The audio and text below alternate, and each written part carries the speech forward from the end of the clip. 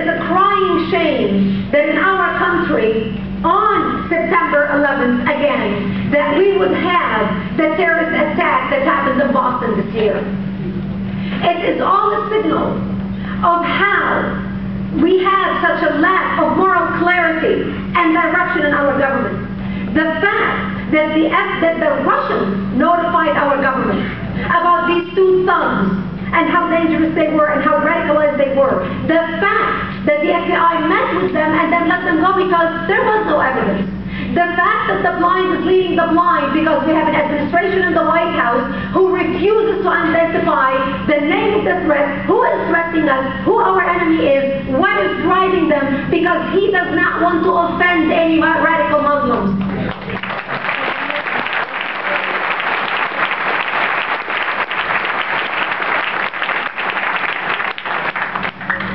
So why is our government so blind? Why after President Obama has been in office, we have arrested 226 homegrown terrorists? Why is the explosion in terrorism? Because they know that this administration and America today has become a paper tiger, and they are willfully ignoring our enemies and turning a blind eye to the evil that wants to destroy us.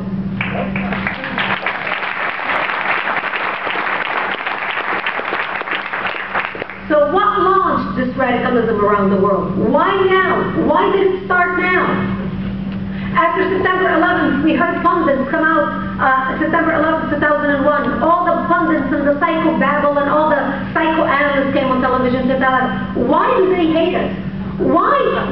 How did we really offend the Islamic world? You know, they hate us because we support Israel. They hate us because of our foreign policy. They hate us because we are on Arab land, we are in the Middle East.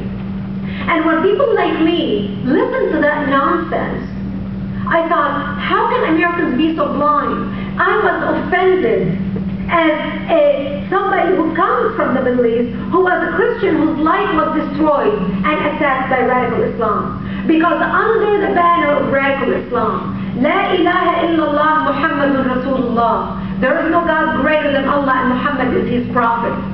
Muslims murdered children in Israel, massacred Christians in Lebanon, killed Copts in Egypt. They're still massacring the Copts in Egypt as we speak. Assyrians in Syria, Armenians in Turkey, Hindus in India, and expelled over 900,000 Jews out of Arab land. All that happened before they ever turned their eyes to the United States of America.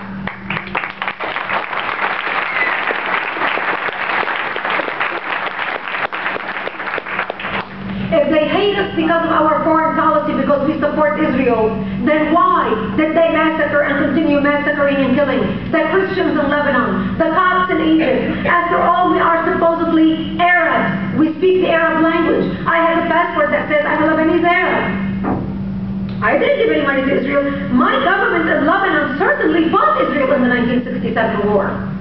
Certainly the Egyptians.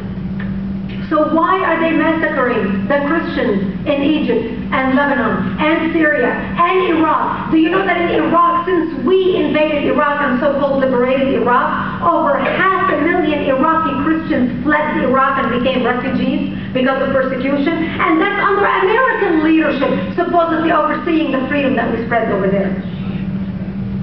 Most people don't know that. So what launched this radicalism? An organization that you are very familiar with called the Muslim Brotherhood. The Muslim Brotherhood is the oldest Islamic terrorist organization in the world, with 70 offshoot Islamic organizations, including Al-Qaeda and Hamas. The Muslim Brotherhood was founded in 1928. 1928? Why were they founded in 1928? I thought they hate us because of our foreign policy, because we support Israel. Israel didn't even exist at that time.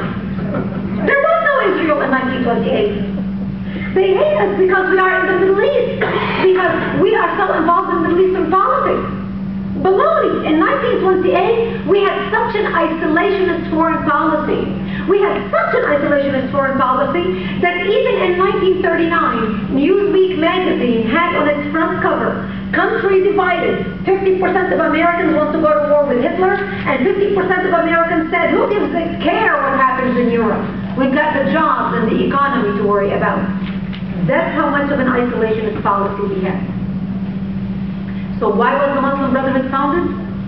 The Muslim Brotherhood was founded to bring back the Islamic Caliphate and the Islamic Empire, which had ended only 5 years earlier in Turkey in 1924.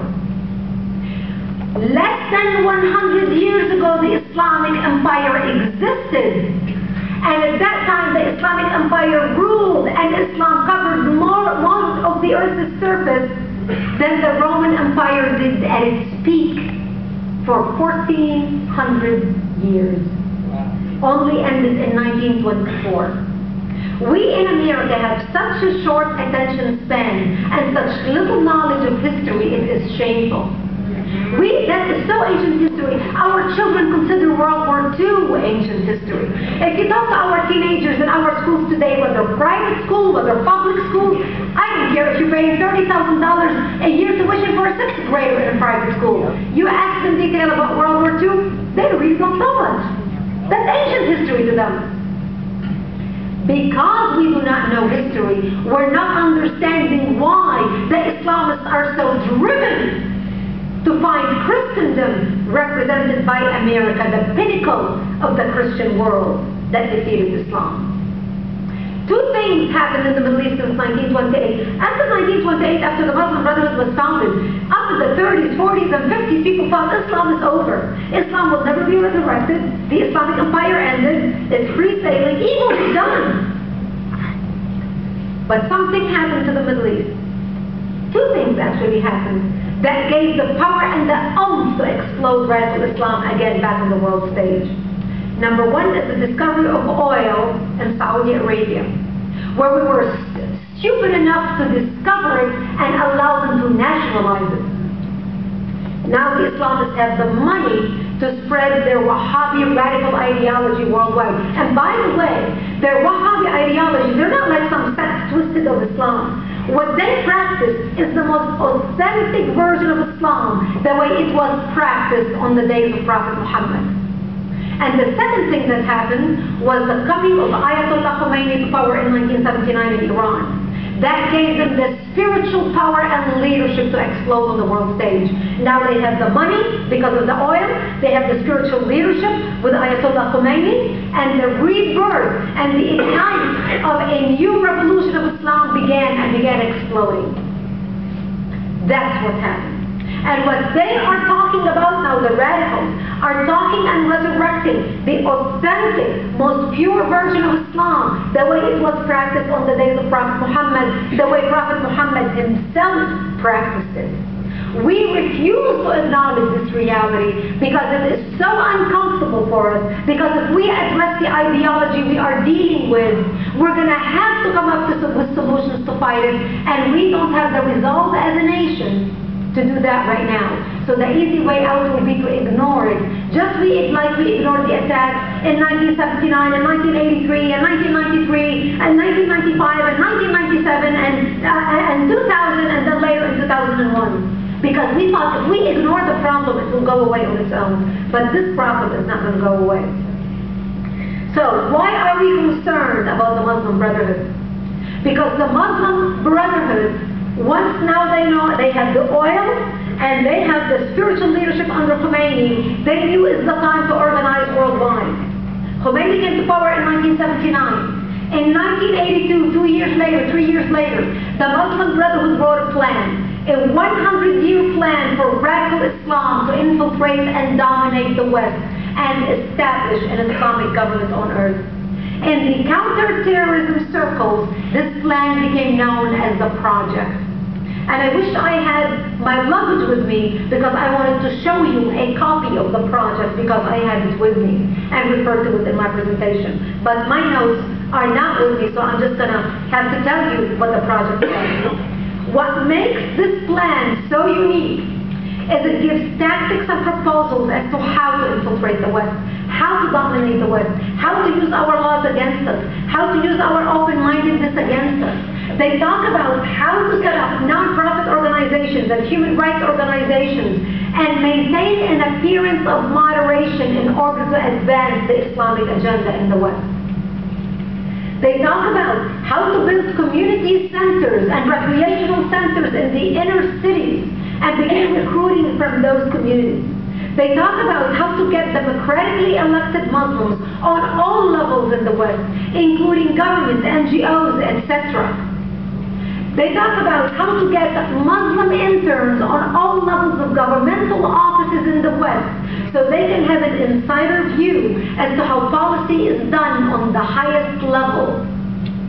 They talk about how to work with like-minded progressive organizations that share similar goals. This is why when you see, for example, the Council on American Islamic Relations, CARE, working with the ACLU, you scratch your head and you think to yourself, how can these two people have anything in common? But the ACLU is being used as a useful idiot at the hands of an Islamic group with an agenda trying to advance its agenda in the United States. That's why we should be concerned about the Muslim Brotherhood.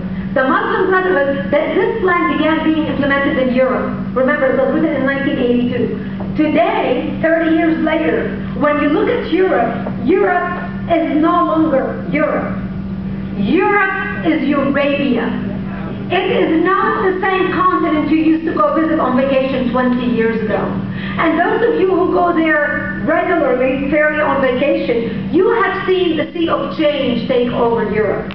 As I'm speaking to you right now, there are 85 Sharia courts operating in Britain alone parallel to British courts. 85 Sharia courts.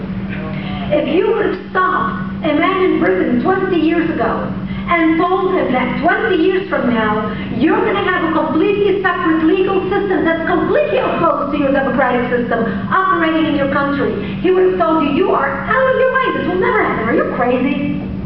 Just as much as if you would have stopped a New Yorker on the streets of New York on September 10th, 2001 and told him tomorrow, 19 men with box cutters are going to bring down the World Trade Center and kill 3,000 Americans.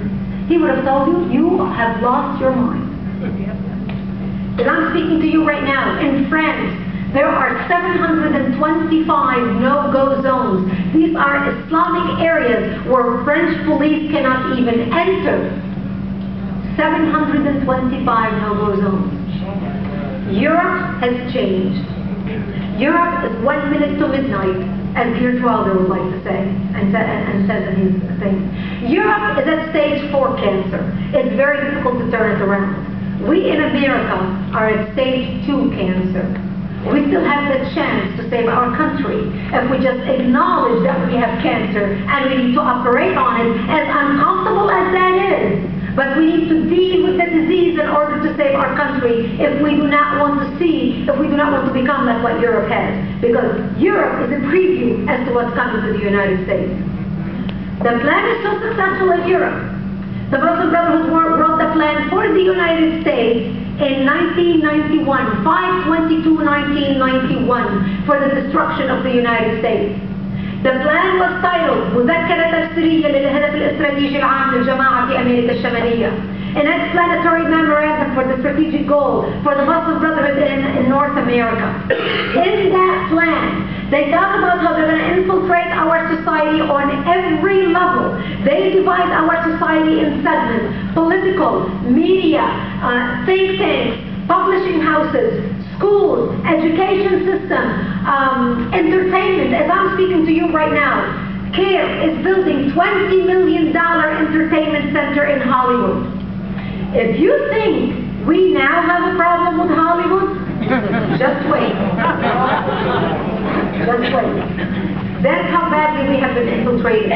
The document was presented as evidence in the Holy Land Foundation trial, the largest Islamic trial, terrorism trial ever in the history of the United States, where the United States government sued the Holy Land Foundation and handed down 108 guilty verdicts against Muslim Americans and Muslim American organizations who raised millions of dollars in the United States and sent this overseas to terrorist organizations to support terrorism.